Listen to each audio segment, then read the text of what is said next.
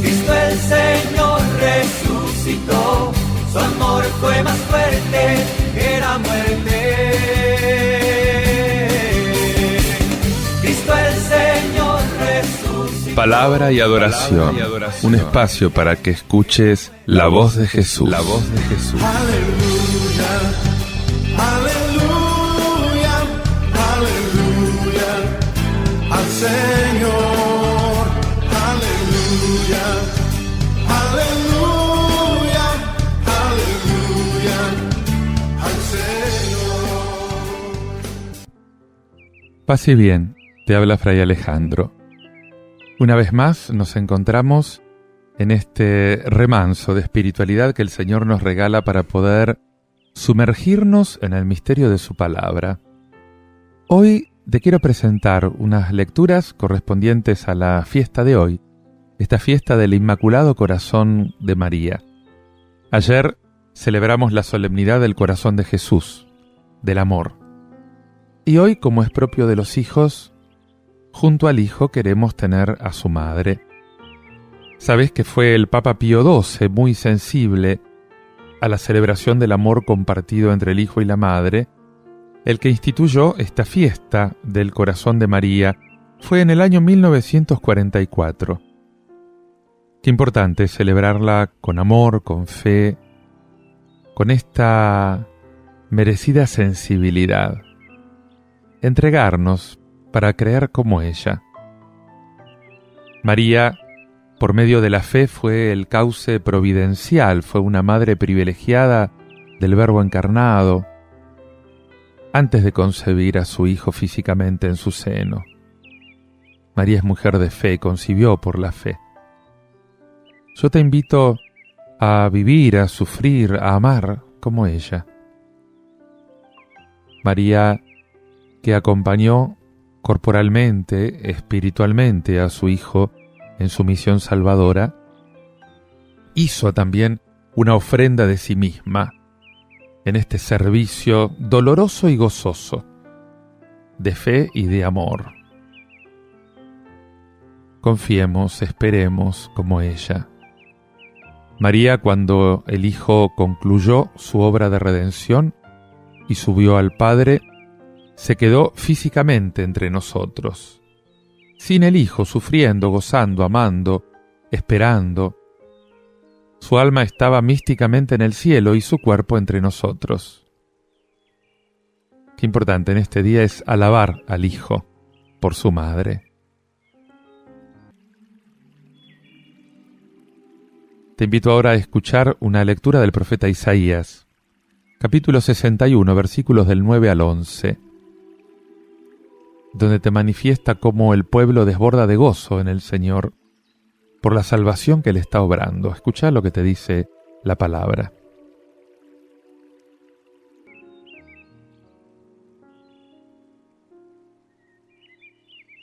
La estirpe de mi pueblo será célebre entre las naciones, y sus vástagos entre los pueblos. Los que los vean reconocerán que son la estirpe que bendijo el Señor. Desbordo de gozo con el Señor y me alegro con mi Dios, porque me ha vestido con un traje de gala y me ha envuelto en un manto de triunfo, como novio que se pone la corona o novia que se adorna con sus joyas. Como el suelo echa sus brotes, como un jardín hace brotar sus semillas, así el Señor hará brotar la justicia y los himnos ante todos los pueblos.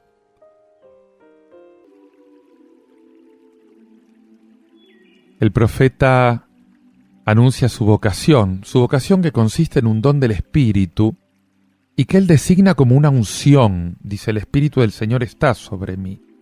Y esta vocación está en función de los afligidos de Sión.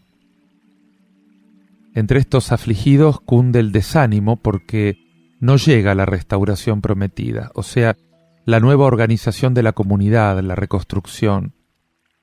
El profeta quiere liberar a los presos, pero no es seguro si con esto se refiere a personas realmente presas o más bien se trata de una expresión como para aludir a quienes están hundidos en la miseria, moral, económica, todo tipo de miseria.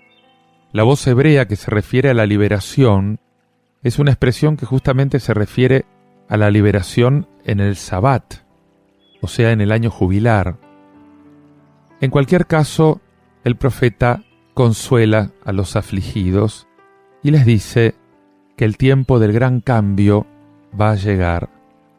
Entonces verán la benevolencia de Yahvé y al mismo tiempo el juicio de sus enemigos.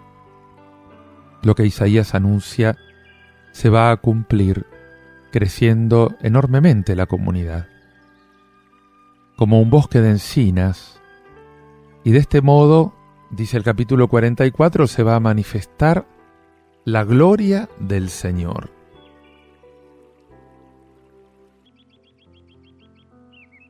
Y hay una llamada concreta en este texto, una llamada a la alegría. Alegría porque el que la hace tiene la firme confianza en que Yahvé apresura este tiempo de salvación. Y esto es tan cierto como que el crecimiento se da en la hierba del campo, por ejemplo, en los retoños de un huerto. Por esto está animando al pueblo a una alegría, un regocijo parecido al de un novio que va a casarse. Hay que cambiar el vestido de duelo por el vestido de fiesta. Y acá hace referencia al Apocalipsis, al profeta Jeremías capítulo 33. El tiempo de la angustia, el tiempo del llanto va a pasar. Llegan los días del gozo, llegan los días de la felicidad. Hay que resaltar en el fondo de todo esto la fuerza del Espíritu Santo, del Espíritu del Señor. No es el propio valer o el propio poder del profeta o del hombre en general lo que da esta seguridad, lo que da esta confianza en el día del Señor. Esta confianza se da en el Espíritu, este Espíritu que anima a reconocer el poco poder humano y que da fuerza para sobreponerse incluso por encima del propio pecado. Es Él el que establece el auténtico motivo de la dicha y de la alegría. Te invito a meditar y orar todo esto escuchando este tema musical de María José Bravo, titulado Dios te salve, María.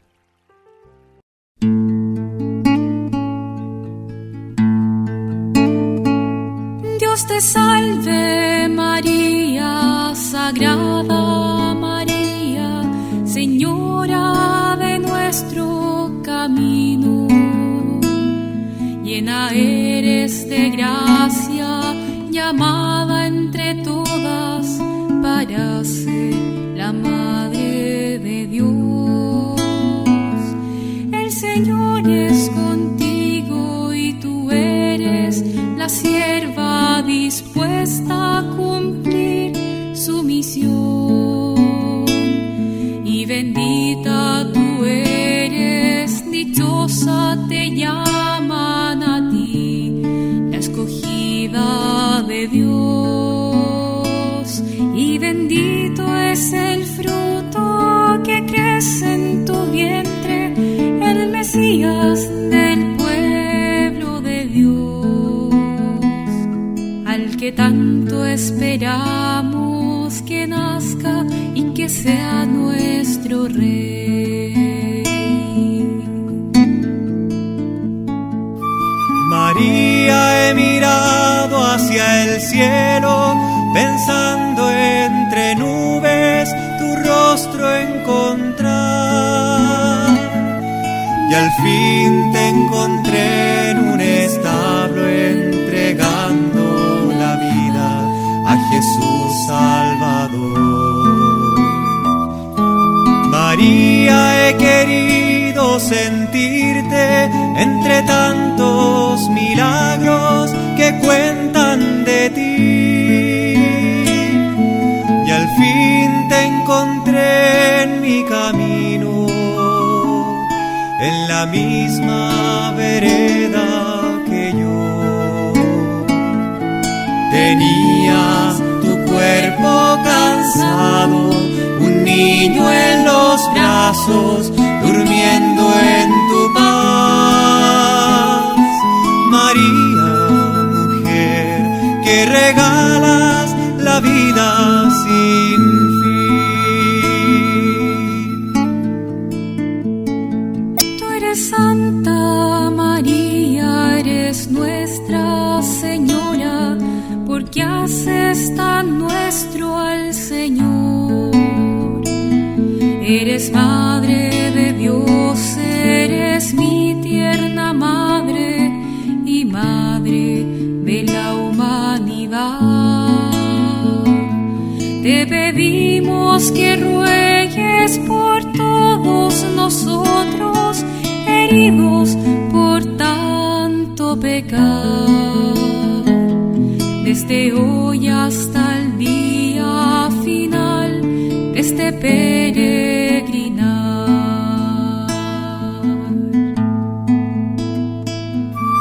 María, he buscado tu imagen serena, vestida entre mantos de luz, y al fin te encontré dolorosa, llorando de pena a los pies de una cruz.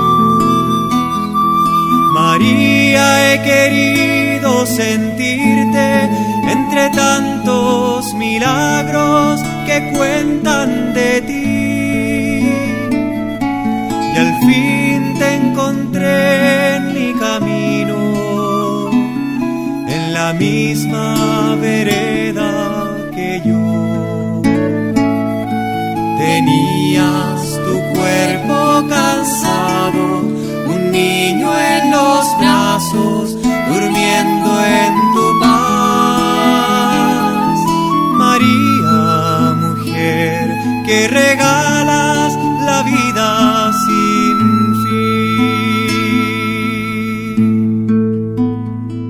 fin. Dios te salve María, Sagrada María, Señora de nuestro camino.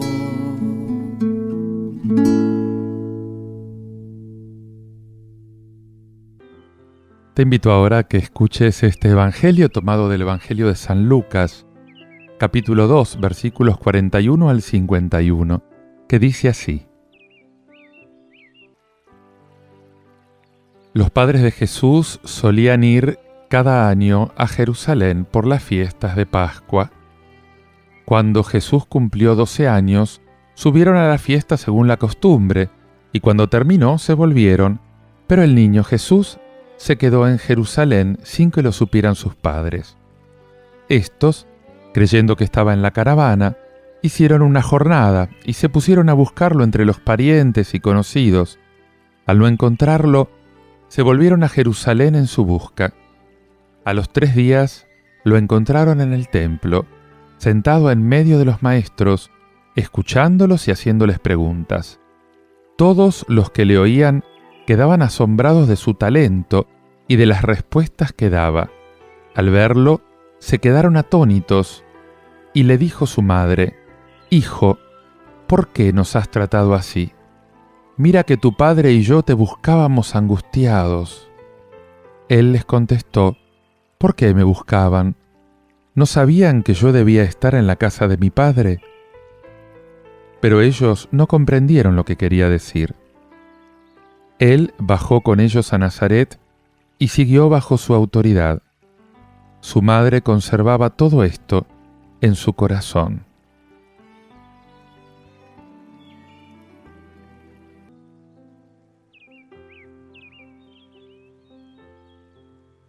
Llegamos al último relato de este llamado Evangelio de la Infancia. Los pocos que se atrevieron a negar el carácter histórico de este relato le atribuyeron un valor legendario, buscaron paralelos en otras culturas y pusieron de relieve algunos trazos sobrehumanos propios de un niño prodigio. Después las aguas volvieron a su cauce y se mantuvo justamente este valor histórico que tiene y que nos da algunas lecciones. Acostumbrados ya a leer los relatos anteriores como una catequesis de adultos que se impartía a la comunidad para que se comprobara la solidez de las enseñanzas que habían recibido durante el catecumenado, carece de sentido que Lucas se haya explayado acá contándonos un incidente que tuvo lugar cuando Jesús, según el cómputo judío, alcanzó, podríamos decir, el umbral de su vida adulta. Y del mismo modo que en los relatos anteriores, San Lucas, que se preocupa mucho del sentido teológico de las escenas, porque en ningún momento se propuso escribir unas memorias, ni siquiera fragmentarias, de la vida privada de Jesús, sino que más bien todo lo contrario, lo que quiso fue desglosar esta personalidad creciente, esta emancipación progresiva en las categorías socioreligiosas de todo el entorno judío. La escena no tiene un correlato en la presentación paralela que se hizo de la persona y de la actividad futura del precursor. Por eso Lucas la enmarca entre dos colofones que se complementan. La escena tiene un valor teológico. Sirve para anticipar esta nueva relación que se estableció entre Dios y el hombre. Una relación que produjo desconcierto entre los connacionales, pero que dejó trazas en la memoria del pueblo fiel de Israel. O sea, lo primero, Jesús se desmarca de su entorno familiar. San Lucas crea un marco apropiado para esbozar lo que va a ser el tema central de esta enseñanza nueva que imparte Jesús, o sea, el éxodo definitivo del hombre libre fuera de la institución judía. Y para esto, nada mejor que las fiestas de Pascua, en que se rememoraba el éxodo de Egipto. Sus padres iban en peregrinación cada año a Jerusalén por las fiestas de Pascua, y cuando Jesús había cumplido 12 años salieron, según la costumbre, y cuando los días terminaron, mientras ellos regresaban, Jesús se quedó en Jerusalén sin que se enteraran sus padres.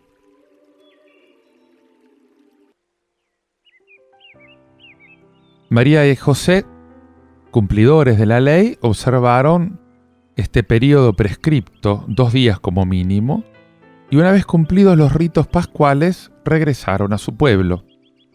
Acá Lucas subraya justamente que ellos subieron según la costumbre y dejan entrever que Jesús no fue ahí con la misma intención, que mientras ellos regresaban, Él se quedó.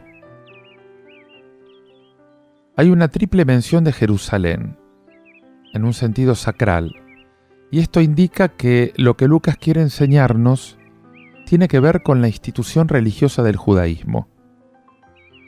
13 años era la edad requerida para que un judío tomase parte activa en la comunidad israelita. Y a partir de esa edad, Jesús, como buen judío, queda obligado a las observancias de la religión. Pero de momento ya se separó de sus padres, de sus parientes, de sus conocidos. O sea, se separa del entorno familiar. Y aquí aparecen las enseñanzas rabínicas sobre el Éxodo.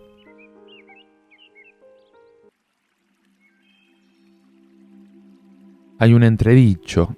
A los 3 días lo encontraron en el templo sentado en medio de los maestros, escuchándolos y haciéndoles preguntas. Todos los que lo oían quedaban desconcertados por las respuestas inteligentes que daba. Los 3 días de búsqueda incesante indican que lo buscaron por todas partes, menos en la dirección que Jesús había tomado. Encuentran a Jesús en una escuela del templo, sentado en medio de los maestros. O sea, no como un discípulo. No se dice que estuviera sentado a los pies de los maestros. Ni siquiera como un maestro más. Impartían la enseñanza sentados, sino como el centro de una discusión entablada entre colegas a base de las preguntas y respuestas, cuya temática no podía ser otra que el sentido de la Pascua. Jesús, en lugar de asistir a las ceremonias, había ido al templo para poner en entredicho la enseñanza tradicional de los rabinos.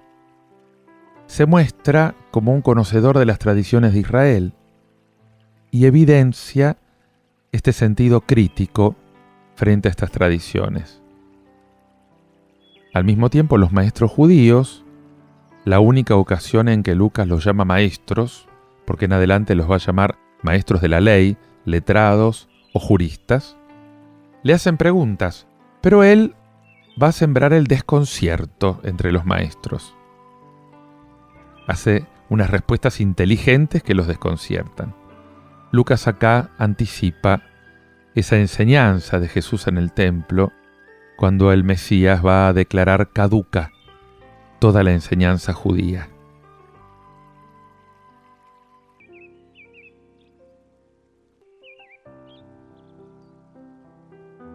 Deja de lado las tradiciones patrias.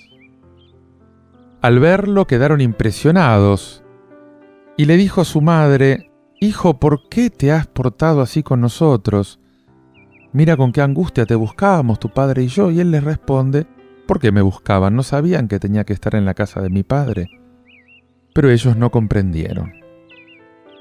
El reproche de la madre es el del Israel fiel, que intentó por todos los medios integrar a Jesús en su pasado nacional, en su pasado religioso.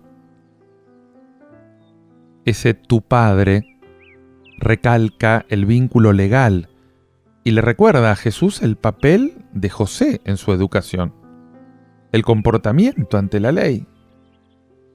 No conciben que el Mesías pueda separarse de la tradición. Jesús habla por primera vez en el Evangelio y corrige el dicho de María. Se extraña de que lo buscaran, porque tenían suficientes elementos de juicio para llegar a comprender que según el designio divino, dice tengo que estar, no era en el templo como lugar de sacrificios donde debían buscarlo, porque lo va a llamar cueva de ladrones, sino como lugar de la presencia divina, la casa de mi Padre. Una presencia que Jesús ve reflejada solamente en la escritura antigua. Por eso discute con los maestros de Israel, porque ellos se arrogaban el derecho de interpretar la escritura en exclusiva, y Jesús acá se presenta interpretando la escritura. Al llamar a Dios mi Padre, Jesús se independiza de los suyos, rompe con la integración en la cultura religiosa de Israel. Con la incomprensión de sus padres, Lucas acá anticipa esa incomprensión de la que va a ser objeto Jesús por parte de todos, de los dirigentes de Israel, del pueblo y también de los discípulos.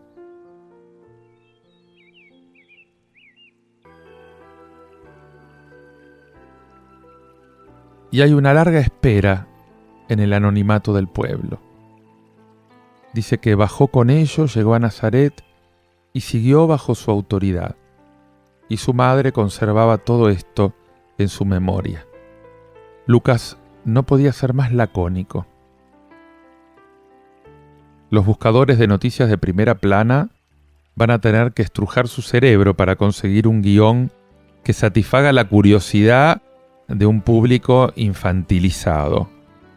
Por eso Jesús sigue allí, entre los suyos, como uno más. Ni siquiera se retiró al desierto, no cuestiona la autoridad de sus padres, aunque ya quedó relativizada con la escena esa del templo. Pero todavía no llegó el momento de manifestarse con toda libertad. Jesús acumula imágenes, experiencias, escucha el clamor del pueblo humillado, oprimido, conoce de cerca el entorno, los problemas de su gente, las represalias provocadas por los fanáticos, la connivencia de las autoridades políticas, religiosas, con los invasores. Él asiste a la sinagoga, escruta las escrituras, discute con los rabinos. Sus padres no comparten este comportamiento tan singular de este joven, pero María sigue almacenando en su memoria estas experiencias, estos recuerdos. No llega a comprender el significado.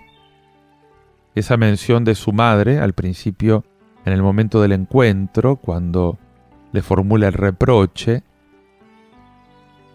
y al final, una vez Jesús, que se ha sometido de nuevo a la patria potestad, enlaza la pregunta con la grabación en la memoria de la respuesta de Jesús.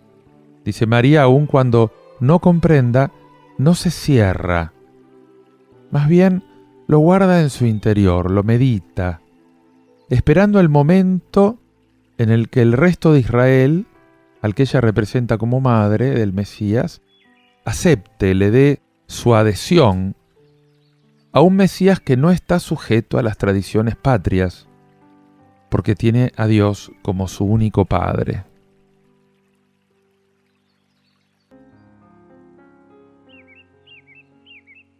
Y Jesús crece en todos los sentidos. Iba progresando en sabiduría, madurez, en favor de parte de Dios y de los hombres. El primer colofón, después de la primera vuelta a Nazaret, habla del crecimiento del niño. En este segundo no se habla propiamente de crecimiento, se habla de progreso, como compete a un joven. Jesús, ahora se precisa, no ya el niño, sigue adelantando en saber. Tanto él como Juan Bautista van a ser reconocidos más tarde como maestros. En madurez personal, que se asocia al crecimiento con la edad, mucho más que a la estatura física, y además en gracia, no solo ante Dios, sino ante los hombres. Y de hecho, los dos colofones que conciernen a Jesús se corresponden con el único colofón relativo a Juan Bautista. Y este tenía dos partes, la que hacía referencia al crecimiento personal y la que anticipaba cuál sería su concepción de la sociedad.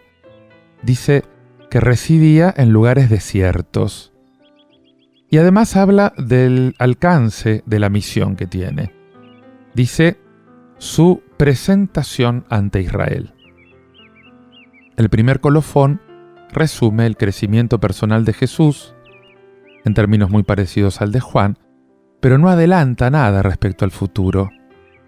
El segundo, después de la ruptura de Jesús con las tradiciones ancestrales, apunta justamente a este alcance universal de la misión futura de Jesús. Él crece ante Dios y ante los hombres en gracia, en contraste con Juan el Bautista, que crece ante Israel.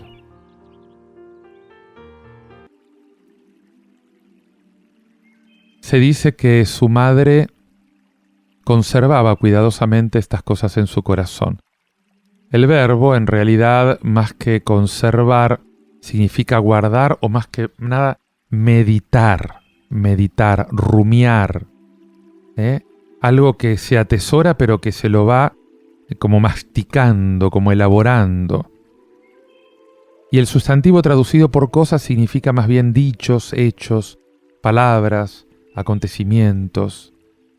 Lo que nos está diciendo San Lucas es que expresamente que María se admiraba y no entendía algunas cosas, pero no se conforma, sino que se esfuerza por comprender el sentido de todo lo referente a su hijo, y se diferencia de los demás testigos por el hecho de que ella trata de descubrir el significado más profundo de los acontecimientos, y a medida que lo va comprendiendo se convierte para ella en una espada que atraviesa el alma. El tercer evangelio presenta a María como modelo de los discípulos, como paradigma de los creyentes. Es un ejemplo del progreso de la fe que van a tener que vivir todos los seguidores de Jesús, los que escuchan la palabra de Dios y la ponen en práctica. Estos son los verdaderos discípulos. María es el puente entre los relatos de la infancia y el ministerio público de Jesús. Quizás los versículos con los que comenzábamos este comentario indican justamente que María desempeñó un papel fundamental en la formación del Evangelio, en la transmisión de las tradiciones primitivas de las primeras comunidades. María es el testimonio, es el modelo de la actitud que tienen que tener todos los cristianos ante la palabra de Dios. Acogida, ella meditaba, ponía en práctica. Ella nos transmite la fuerza del Espíritu a través de esa palabra encarnada que se hace vida en nuestro compromiso. Ese compromiso de ser oyentes auténticos y servidores de la palabra de Dios. Que el Señor te regale en este día un corazón como el de María, un corazón como el de la Madre, que rumiaba en su interior permanentemente la palabra de Dios y la palabra de la historia. Te invito a meditar en todo esto escuchando este canto de María José Bravo, En mi Getsemaní.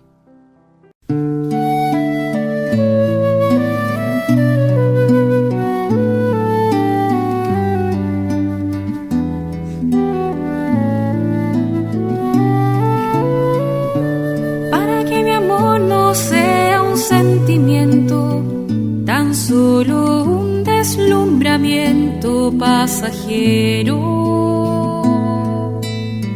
para no gastar las palabras más mías, ni vaciar de contenido mi te quiero. Quiero hundir más hondo mi raíz en ti y cimentar en solidez este mi afecto, pues mi corazón, que es inquieto y es frágil, solo acierta si se abraza tu proyecto. Más allá de mis miedos, más allá de mi inseguridad, quiero darte mi respuesta. Aquí estoy para hacer tu voluntad, para que mi amor sea decirte sí hasta el final. Duerme en su sopor y temen en el huerto, ni sus amigos acompañan al maestro. Si es hora de cruces, de fidelidades, pero el mundo nunca quiere aceptar esto. Dame comprender, Señor, tu amor tan puro, amor que persevera en cruz, amor perfecto. Dame serte fiel cuando todo es oscuro, para que mi amor sea más que un sentimiento. Más allá de mis miedos, más allá de mi inseguridad, quiero darte mi respuesta. Aquí estoy para hacer tu voluntad, para que mi amor sea decirte sí hasta el final.